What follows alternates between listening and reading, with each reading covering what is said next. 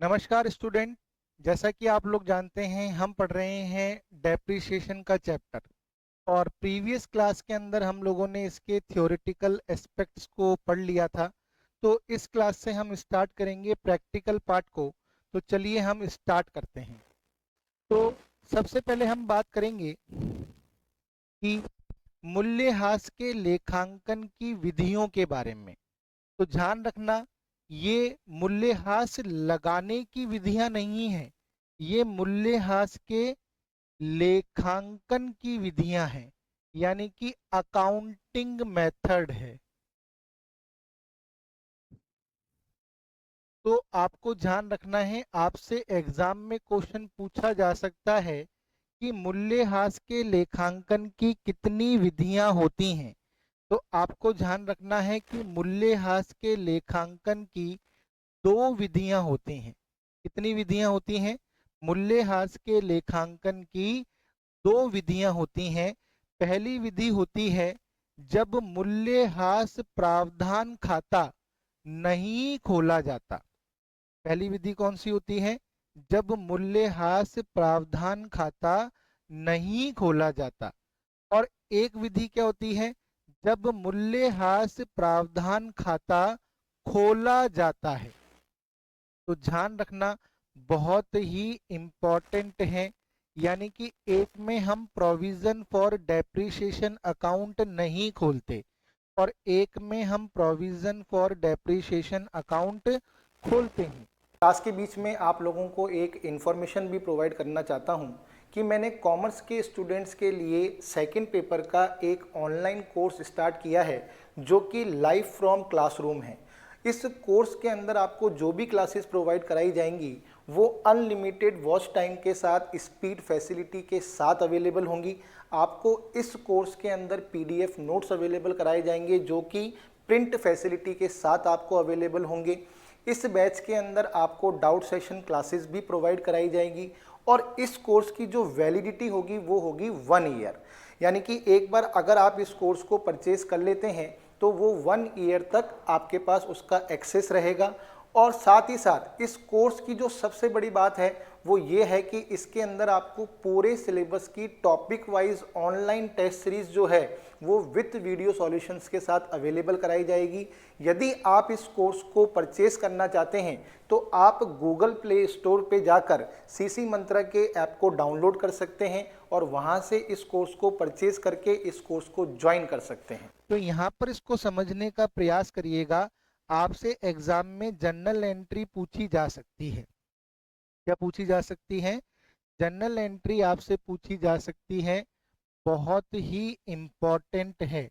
तो ये ध्यान रखना, मैं आपको यहाँ पर समझाने की कोशिश कर रहा हूँ। एक कंडीशन तो वो होगी जब हम मूल्यह्रास प्रावधान खाता जो है वो नहीं खोलेंगे। और एक कंडीशन क्या होगी? जब हम मूल्यह्रास प्रावधान खाता खोलेंगे। तो एक कंडीशन क्या है? जब मूल्यह्रास प्रावधान खाता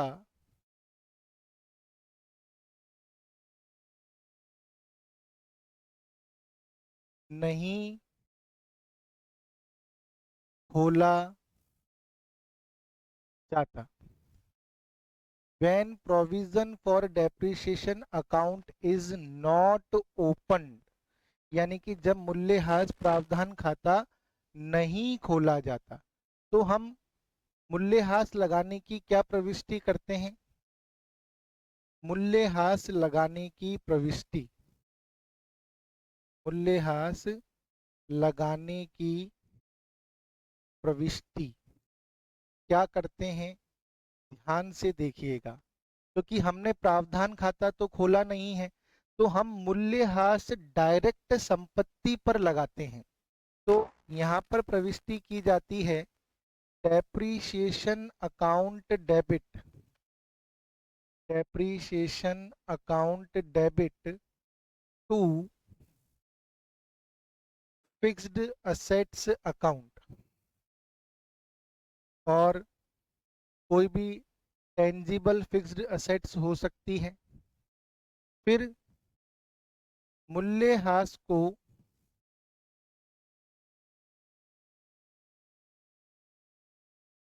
लाभ हानि खाते में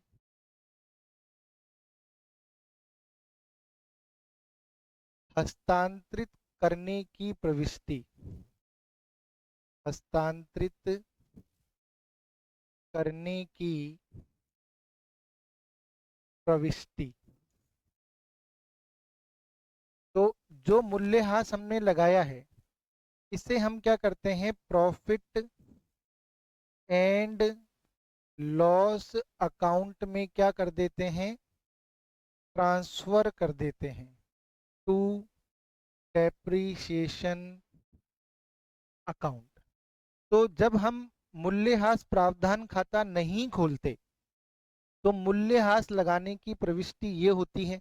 इसमें मूल्यह्रास जो होता है वो सीधा स्थायी संपत्ति पर लगाया जाता है, यानी कि सीधे ही स्थायी संपत्ति के मूल्य में क्या कर दी जाती है, कमी कर दी जाती है। लेकिन अब ये प्रविष्टि देखिए, जब मूल्यह्रास प्रावधान खाता खोला जाता है, जब मूल्यह्रास प्रावधान खाता खोला जाता है तो इस कंडीशन के अंदर क्या होता है, इस कंडीशन के अंदर मूल्यह्रास लगाने की प्रविष्टि क्या होती है, मूल्यह्रास लगाने की प्रविष्टि। अब इसमें क्या है, हमने प्रावधान खाता खोला है तो हम मूल्यह्रास सीधा स्थायी संपत्ति पर नहीं लगाते, हम मूल्यह्रास की राशि को प्रावधान खाते में हस्तांतरित कर देते हैं। हम एंट्री करते हैं depreciation account debit to provision for depreciation account. तो बस फर्क ये है कि उसमें हमने सीधा स्थायी संपत्ति के मूल्य में कमी कर दी थी और यहाँ पर हमने मूल्यह्रास की राशि जो है वो प्रावधान खाते में हस्तांतरित कर दी। इसमें हस्तांतरित कर दी प्रावधान खाते में। फिर मूल्यह्रास की राशि को लाभ हानि खाते में हस्तांतरित कर देते हैं। मूल्यह्रास की राशि को लाभ हानि खाते में हस्तांतरित करने की प्रविष्टि। तो ये तो वही प्रविष्टि होती है जो हमने यहाँ पर करी, profit and loss account debit to depreciation account. तो फर्क किसमें है, केवल इस स्थिति के अंदर है कि जब प्रावधान खाता नहीं खोलते, जब प्रावधान खाता नहीं खोला जाता तो हास सीधा स्थायी संपत्ति पर लगाया जाता है, यानी कि सीधे ही स्थायी संपत्ति के मूल्य में कमी कर दी जाती है। लेकिन जब प्रावधान खाता खोलते हैं तो हास की राशि को प्रावधान खाते में दिखाया जाता है। सपोज करिए, एक एग्जाम्पल से समझना, कोई फर्नीचर है, फर्नीचर कितने का है, 2 लाख रुपए का। फर्नीचर कितने का है, 2 लाख रुपए का। और डेप्रीशिएशन की रेट कितनी है, 10%। डेप्रीशिएशन की रेट कितनी है, 10%। मैं थोड़ा सा नीचे की तरफ लिखकर दिखाता हूं आपको अच्छी तरीके से, ध्यान से देखिएगा। फर्नीचर कितने का है, फर्नीचर है 2 लाख रुपए का, ठीक है। और डेप्रीशिएशन की रेट कितनी है, 10% पर एनम। अब मैंने पूरे साल फर्नीचर को काम में लिया, तो पहली प्रविष्टि क्या करूंगा, depreciation account debit, depreciation account debit to furniture account 20,000 रुपये। और फिर इस डेप्रिसिएशन की राशि को मैं कहाँ पर ट्रांसफर कर दूंगा, लाभ हानि खाते में, क्योंकि अपन ने पढ़ा कि मूल्यह्रास की राशि को लाभ हानि खाते में क्या किया जाता है, हस्तांतरित किया जाता है। मैंने मूल्यह्रास की राशि को लाभ हानि खाते में हस्तांतरित कर दिया, तो ये दो प्रविष्टि करूंगा। इसमें मैंने सीधा क्या करा, फर्नीचर के मूल्य में कमी कर दी। लेकिन अगर मैं इस मेथड को काम में लेता हूं तो मैं क्या प्रविष्टि करूंगा, पहली depreciation account debit, depreciation account debit to provision for depreciation account 20,000 रुपये। ठीक है, मैं ये प्रविष्टि करूंगा, depreciation account debit to provision for depreciation account. और फिर इसको क्या करूंगा, डेप्रीशिएशन की राशि को लाभ हानि खाते में हस्तांतरित कर दूंगा, टू डेप्रीशिएशन अकाउंट 20,000 रुपये। तो ये दो प्रविष्टियां करूंगा। मैंने यहाँ पर स्थायी संपत्ति के मूल्य में सीधी कमी कर दी, लेकिन मैंने यहाँ पर प्रोविजन फॉर डेप्रीशिएशन खाते में हस्तांतरित कर दिया, संपत्ति के मूल्य में कमी नहीं करी। अब जब मैं अंतिम खाते बनाऊंगा तो फर्क देखिएगा क्या आएगा, फर्क ध्यान से देखिएगा कि किस तरीके का फर्क आएगा, ये बहुत इंपॉर्टेंट बात है। अब जब मैं अंतिम खाते बनाऊंगा तो क्या करूंगा, मैं प्रॉफिट एंड लॉस अकाउंट के अंदर डेबिट साइड में क्या करूंगा, यहां पर लिखूंगा टू डेप्रीशिएशन ऑन फर्नीचर 20,000 रुपये। और जब बैलेंस शीट बनाऊंगा तो क्योंकि मैंने मूल्यह्रास की राशि को सीधे संपत्ति के मूल्य में से ही घटा दिया, तो मैं यहाँ पर क्या करूंगा, पहले फर्नीचर को इनर कॉलम में लिखूंगा, फर्नीचर को मैं इनर कॉलम में लिखूंगा 2,00,000 रुपये, फिर लिखूंगा लेस डेप्रीशिएशन 20,000 रुपये, और बाहर लिख दूंगा 1,80,000 रुपये, क्योंकि मैंने संपत्ति के मूल्य में सीधे कमी करी थी। लेकिन जब मैं ये वाला मेथड में बनाऊंगा तो इसमें भी क्या होगा, प्रॉफिट एंड लॉस अकाउंट में तो 20,000 ही आएंगे, जैसे मैंने पहली विधि के अंदर लिखा। तो मैं यहाँ पर लिख दूंगा टू डेप्रीशिएशन ऑन फर्नीचर 20,000 रुपये। लेकिन जब मैं बैलेंस शीट बनाऊंगा तो मैं क्या करूंगा, यहां पर मैंने संपत्ति के मूल्य में कमी करी नहीं, मैंने तो मूल्यह्रास की राशि को प्रावधान खाते में हस्तांतरित किया। तो मैं यहां पर लिखूंगा प्रोविजन, क्योंकि प्रोविजन लायबिलिटी साइड में लिखे जाते हैं, प्रोविजन फॉर डेप्रीशिएशन अकाउंट 20,000 रुपये, और फर्नीचर को उसकी मूल लागत के ऊपर दिखाऊंगा, फर्नीचर को उसकी मूल लागत पर दिखाऊंगा। और जब भी मैं इस फर्नीचर को रिप्लेस करूंगा तो जितना भी पैसा प्रावधान खाते में है वो मैं इसमें हस्तांतरित कर दूंगा। तो मूल्यह्रास के लेखांकन की ये दो विधियां होती हैं। जब आप मूल्यह्रास प्रावधान खाता नहीं खोलते तो आप सीधे ही स्थायी संपत्ति के मूल्य को कम कर देते हो और चिट्ठे के अंदर संपत्ति का मूल्य घटाकर दिखाते हो।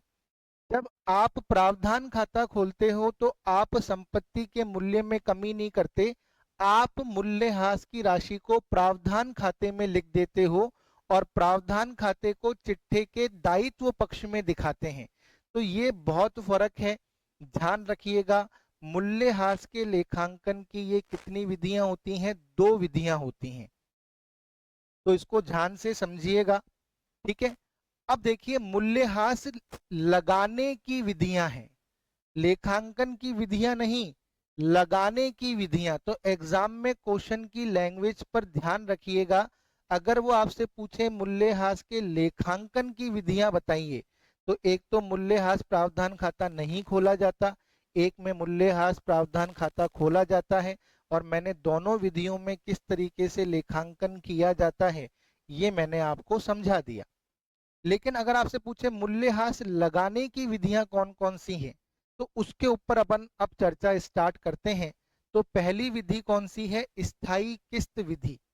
तो इसको ध्यान से समझिएगा। इसे इंग्लिश के अंदर कहते हैं original cost method straight line method, या इसे कहते हैं फिक्स्ड इंस्टॉलमेंट मेथड। तो मूल्यह्रास लगाने की पहली विधि कौन सी है? पहली विधि है स्थायी किस्त विधि। इसे इंग्लिश के अंदर original cost method, straight line method और फिक्स्ड इंस्टॉलमेंट मेथड के नाम से जाना जाता है। अब देखिए, इसे मूल लागत पद्धति मैंने बता ही दिया, ओरिजिनल कॉस्ट मेथड भी कहते हैं, क्योंकि इस पद्धति में संपत्ति की मूल लागत पर, यह बहुत इंपॉर्टेंट पॉइंट है, इसमें संपत्ति की मूल लागत पर प्रतिवर्ष एक निश्चित प्रतिशत से, प्रतिवर्ष एक निश्चित प्रतिशत से हास काटा जाता है। यानी कि स्थायी किस्त विधि के अंदर जो मूल्यह्रास काटा जाता है वो संपत्ति की मूल लागत पर, यानी कि उसकी ओरिजिनल कॉस्ट पर काटा जाता है। इस विधि में यदि हास की राशि को ग्राफ पर अंकित करें तो एक सीधी सरल रेखा प्राप्त होती है, इसीलिए इसे सरल रेखा पद्धति यानी कि स्ट्रेट लाइन मेथड भी कहा जाता है। अब इन दोनों का अर्थ आप यहाँ पर समझने की कोशिश करिए। भाई, स्थायी किस्त विधि जो होती है उसमें जो डेप्रिसिएशन काटा जाता है वो असेट की ओरिजिनल कॉस्ट पर काटा जाता है हर साल। सपोज करिए 1 अप्रैल को आपने 2 लाख रुपए की मशीनरी खरीदी, 2 लाख रुपए की मशीनरी खरीदी, ठीक है। और 31 मार्च को मशीनरी पर 10% प्रति वर्ष की दर से, 10% प्रति वर्ष की दर से हास अपलिखित करना है। और ब्रैकेट में लिखा हुआ है स्थायी किस्त विधि से, स्थायी किस्त विधि से। अब स्थायी किस्त विधि है तो हम क्या करेंगे कि हमेशा संपत्ति की जो मूल लागत है उससे ही, उस पर ही हास क्या करेंगे, अपलिखित करेंगे। अब 1 अप्रैल से लेकर 31 मार्च पूरे कितने महीने हो रहे हैं? 12 महीने हो रहे हैं। कितने महीने हो रहे हैं? 12 महीने हो रहे हैं। क्लियर? तो आप 2 लाख, आपने मशीनरी को पूरे साल काम में लिया तो 2 लाख के ऊपर 10% की दर से मूल्यह्रास कितना आया? 20,000 रुपये आया। तो इसमें हास जो है वो हमेशा संपत्ति की मूल लागत पर काटा जाता है। और हर साल यानी कि सपोज करिए अगर इस मशीनरी का जीवन काल 10 साल है, तो आप 10 साल तक प्रति वर्ष कितने रुपए काटेंगे? 20,000 रुपए काटेंगे। हर साल आपको एक निश्चित अमाउंट ही रखना है। अमाउंट में कोई भी चेंज नहीं आएगा, हाश की राशि में कोई भी परिवर्तन नहीं होगा। और दूसरी लाइन क्या लिखी हुई थी कि यदि आप हाश की राशि को ग्राफ पर अंकित करो, इस पर अंकित करो, ग्राफ पर। तो सपोज करिए यहाँ पर डेप्रीशिएशन है, यहाँ पर लिख रखा है 10,000, यहाँ पर लिख रखा है 20,000, यहाँ पर लिख रखा है 30,000, यहाँ पर लिख रखा है 40,000 और यहाँ पर लिख रखा है 50,000। यहाँ पर ईयर्स हैं, साल हैं। ये पहला साल, ये दूसरा साल, ये तीसरा साल, ये चौथा साल, ये पांचवा साल। तो पहले साल हमने कितना डेप्रिसिएशन काटा? 20,000। दूसरे साल हमने कितना डेप्रिसिएशन काटा? 20,000। तीसरे साल हमने कितना डेप्रिसिएशन काटा? 20,000। चौथे साल हमने कितना डेप्रिसिएशन काटा? 20,000। पांचवें साल कितना काटा? 20,000। क्योंकि हाश की राशि में कोई परिवर्तन हो ही नहीं रहा, तो हमें एक सीधी रेखा प्राप्त होती है। इसलिए इसे स्ट्रेट लाइन मेथड कहते हैं। क्या कहते हैं? Straight line method. तो दो बातें आपको समझ में आ गई होंगी कि स्थायी किस्त विधि के अंदर हम हमेशा मूल्यह्रास की गणना मूल लागत पर करते हैं, और यदि हम मूल्यह्रास की राशि को ग्राफ पर अंकित करें तो हमें प्रतिवर्ष जो है मूल्यह्रास की राशि समान रहने से एक सीधी रेखा प्राप्त होती है। इसीलिए इसे सीधी रेखा पद्धति भी कहा जाता है। आगे पढ़िए। इस विधि में ह्रास की राशि की गणना संपत्ति की मूल लागत में से उसके अवशेष मूल्य को घटाकर शेष राशि में संपत्ति के जीवन काल का भाग देकर ज्ञात की जाती है। यानी कि इस विधि के अंदर ह्रास की राशि की गणना करने का जो सूत्र होता है, जो फार्मूला होता है, वो क्या होता है? Cost minus scrap value upon estimated life. जैसे सपोज करिए मशीनरी की लागत है 1,20,000 रुपये और उसका अवशिष्ट मूल्य है 20,000 रुपये और उसका अनुमानित जीवन काल है 10 वर्ष। तो हम प्रति वर्ष उस पर कितने ह्रास की राशि को अपलिखित करेंगे? हम प्रति वर्ष उस पर 10,000 रुपये की मूल्य ह्रास की राशि को काटेंगे। तो इस विधि के अंदर मूल्यह्रास की राशि की गणना करने का जो सूत्र होता है, जो फार्मूला होता है, वो ये होता है cost minus scrap value upon estimated life. और यदि हमें इसे परसेंटेज में कन्वर्ट करना है तो हमेशा ध्यान रखिएगा depreciation amount upon original cost into 100। यानी कि आप क्या कर सकते हो? 10,000 अपॉन 1,20,000 इंटू 100 करोगे तो दर भी निकल कर आ जाएगी कि आपको प्रतिवर्ष किस दर से मूल्यह्रास काटना है। तो ध्यान रखिएगा कि स्थायी किस्त विधि में यदि ह्रास की राशि की गणना करनी हो तो आपको ये वाला फार्मूला काम में लेना है। इस विधि में समान राशि से मूल्यह्रास काटने से संपत्ति के जीवन काल की समाप्ति पर संपत्ति का मूल्य शून्य अथवा उसके अवशेष मूल्य के बराबर रह जाता है। तो ये क्वेश्चन एग्जाम में पूछा गया है कि किस विधि से मूल्यह्रास काटने पर संपत्ति का मूल्य शून्य हो जाता है। तो आपको ध्यान रखना है स्थायी किस्त विधि।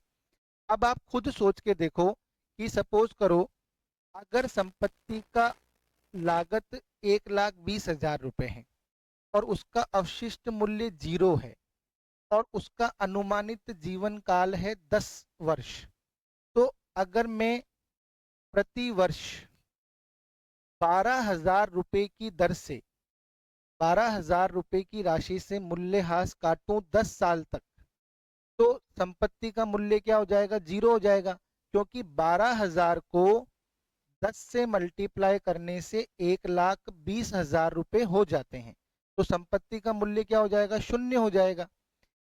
या फिर क्या कहा, या तो शून्य हो जाएगा या उसके अवशेष मूल्य के बराबर हो जाएगा। अब आप ये वाला एग्जाम्पल देखो, आप 10 साल तक 10,000 रुपए काटोगे, तो 10 साल तक आप 10,000 रुपए काटोगे तो कितने रुपए हुए? 1,00,000 रुपए। अब आप 1,20,000 में से यदि 1,00,000 को घटा दोगे तो संपत्ति का मूल्य उसके अवशिष्ट मूल्य के बराबर आ जाएगा। आप 1,20,000 में से 1,00,000 घटाकर देखो तो संपत्ति का मूल्य कितना बचा? 20,000 रुपए।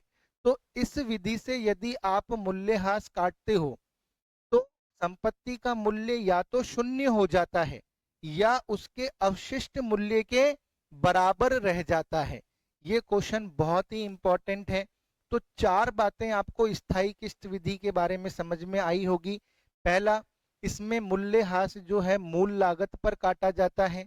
इस विधि से मूल्यह्रास काटने पर यदि मूल्यह्रास की राशि को ग्राफ पर अंकित करते हैं तो सीधी रेखा प्राप्त होती है। तीसरी बात, इस राशि में मूल्यह्रास की राशि गणना करने का सूत्र क्या है? Cost minus scrap value upon estimated life, यानी कि लागत माइनस अवशिष्ट मूल्य अपॉन अनुमानित जीवन काल। और इस विधि से मूल्यह्रास काटने से या तो संपत्ति का मूल्य शून्य हो जाता है या उसके अवशिष्ट मूल्य के बराबर रह जाता है। आगे देखिए, लेकिन इस विधि का सबसे बड़ा ड्रॉबैक यानी कि सबसे बड़ा दोष क्या है कि यह विधि आयकर अधिनियम द्वारा मान्यता प्राप्त नहीं है। यह विधि आयकर अधिनियम द्वारा मान्यता प्राप्त नहीं है। यह इस विधि का सबसे बड़ा दोष है।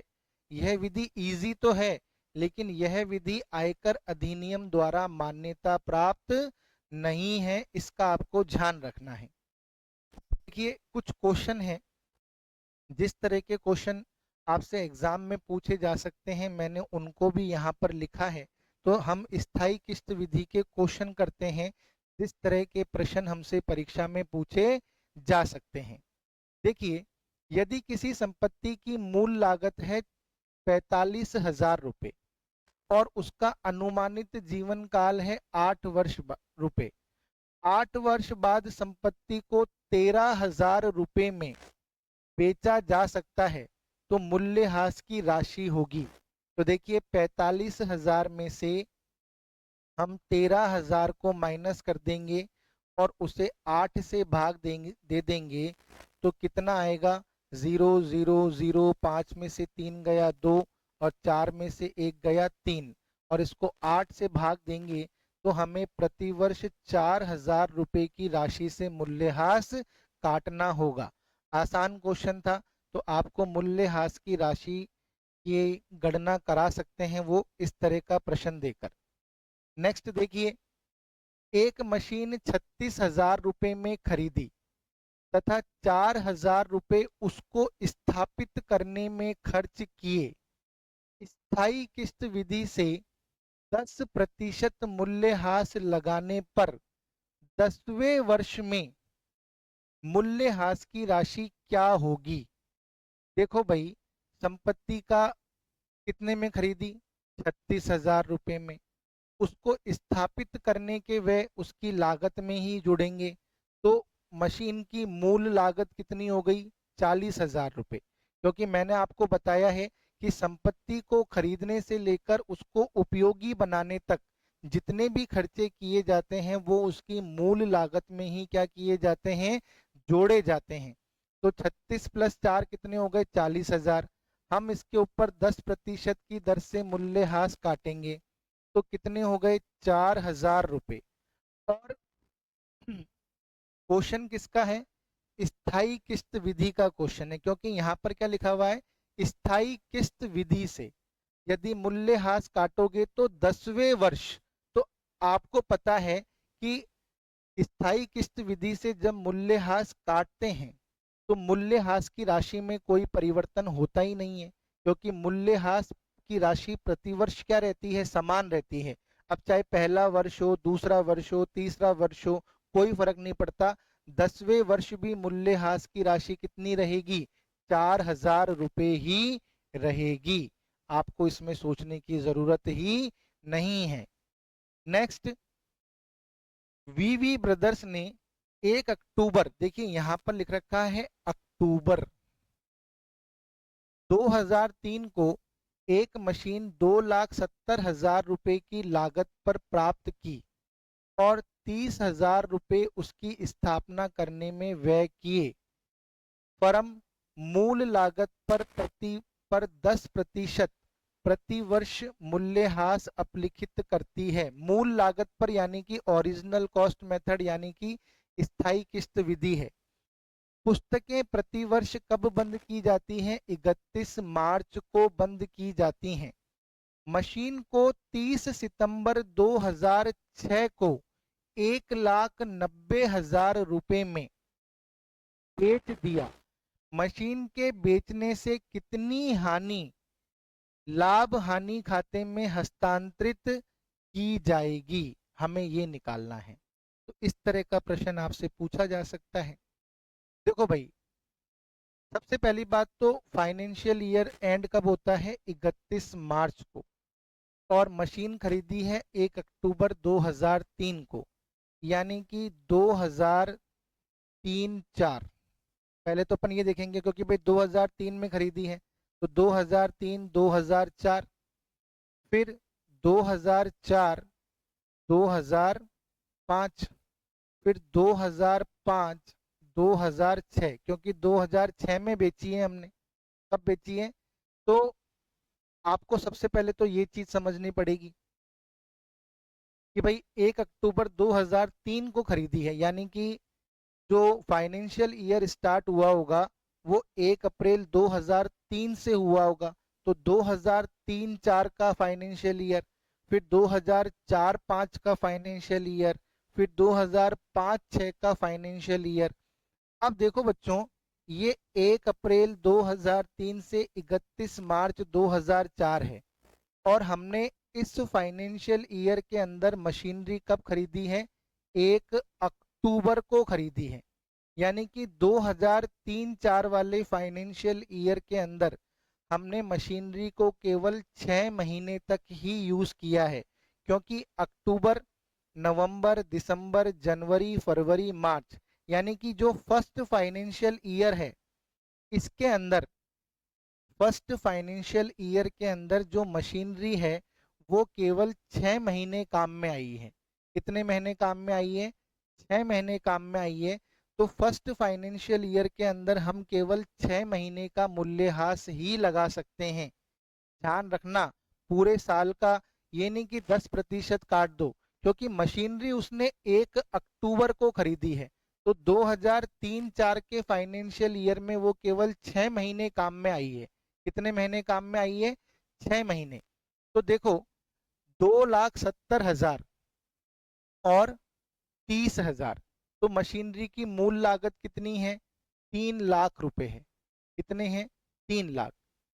मूल्यह्रास की दर कितनी है, 10%, और 6 महीने हमने काम में लिया है।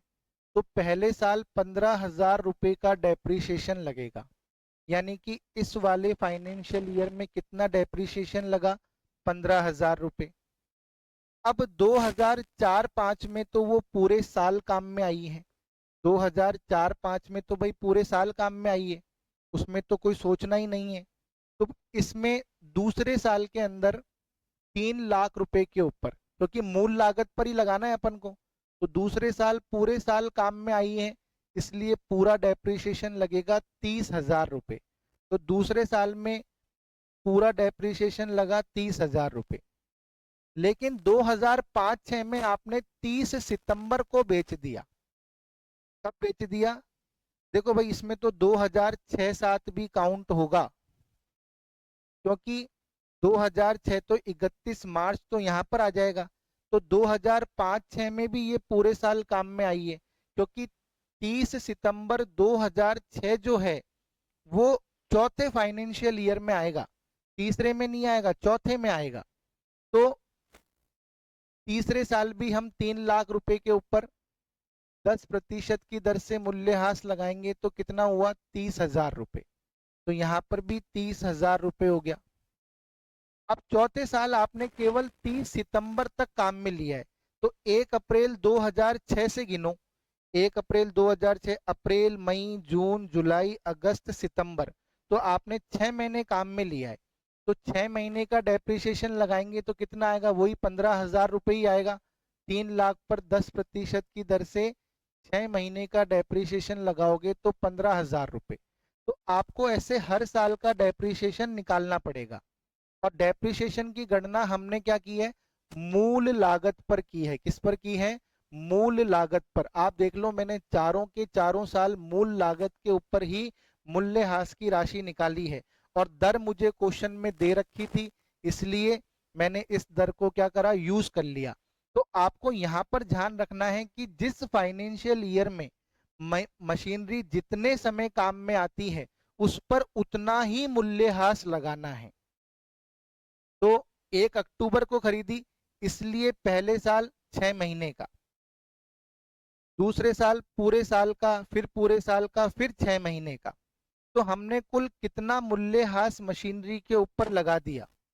तो कई बच्चे सोच रहे होंगे कि सर आपने तो कहा मूल्यह्रास की राशि चेंज नहीं होती, यहाँ तो चेंज हो रही है, 15,000 कैसे आ गई? हम तो 30,000 ही लगाएंगे ना। लेकिन बच्चों ध्यान रखना, मूल्यह्रास की राशि में परिवर्तन तब नहीं होता जब आपने मशीनरी 1 अप्रैल को खरीदी हो। भाई 1 अप्रैल को आप मशीनरी खरीदते तो यहाँ पर भी 30,000 रह जाते। तो लेकिन इस मेथड के अंदर सबसे बड़ी खास बात क्या है कि मूल्यह्रास हमेशा संपत्ति की मूल लागत पर ही लग रहा है, इसलिए बहुत कम चांस होते हैं कि मूल्यह्रास की राशि में परिवर्तन हो, वरना मूल्यह्रास की राशि क्या रहती है? समान ही रहती है। ये बात ध्यान रखिएगा। तो हमने कुल कितना मूल्यह्रास लगा दिया? 90,000 रुपए का। अब आप खुद देखो कि 90,000 रुपए का मूल्यह्रास मशीनरी के ऊपर लग चुका है। मशीनरी की लागत कितनी थी? 3 लाख। अब 3 लाख के ऊपर 90,000 रुपए का मूल्यह्रास लग चुका है, तो मशीनरी का पुस्तक मूल्य कितना बचा है? पुस्तक मूल्य है 2,10,000 रुपए। तो हमने इसका पुस्तक मूल्य निकाल लिया। मूल्य अभी मैंने बताया था कि संपत्ति की लागत में से हास की राशि को घटाने के बाद जो मूल्य आता है उसे पुस्तक मूल्य कहते हैं। तो हमने यहाँ पर पुस्तक मूल्य निकाल लिया। अब पुस्तक मूल्य है 2,10,000, और हमने संपत्ति को कितने में बेच दिया? 1,90,000 में। तो 2,10,000 में से 1,90,000 माइनस करोगे तो 20,000 रुपए की आपको क्या हो रही है? हानि हो रही है, क्योंकि आपने पुस्तक मूल्य से कम मूल्य पर बेचा है। आपने पुस्तक मूल्य से कम मूल्य पर बेचा है, इसलिए आपको 20,000 रुपए की क्या हो रही है? हानि हो रही है। इस चीज को आपको ध्यान रखना है कि आपको 20,000 रुपए की क्या हो रही है? हानि हो रही है, लॉस हो रहा है। तो लाभ हानि खाते में कितने रुपए हानि के हस्तांतरित होंगे? 20,000 रुपए हस्तांतरित किए जाएंगे। तो इस तरह का जो प्रश्न है आपसे परीक्षा में पूछा जा सकता है, इंपॉर्टेंट क्वेश्चन है। बस आपको फाइनेंशियल ईयर का ध्यान रखना है और मूल्यह्रास की राशि उतनी ही लगानी है जितने समय मशीनरी काम में आई। पहले फाइनेंशियल ईयर में 6 महीने काम में आई, दूसरे में पूरे साल काम में आई, तीसरे में पूरे साल काम में आई, चौथे में फिर 6 महीने काम आई। तो जितने महीने काम आती है उतने महीने यहाँ पर लिख देते हैं।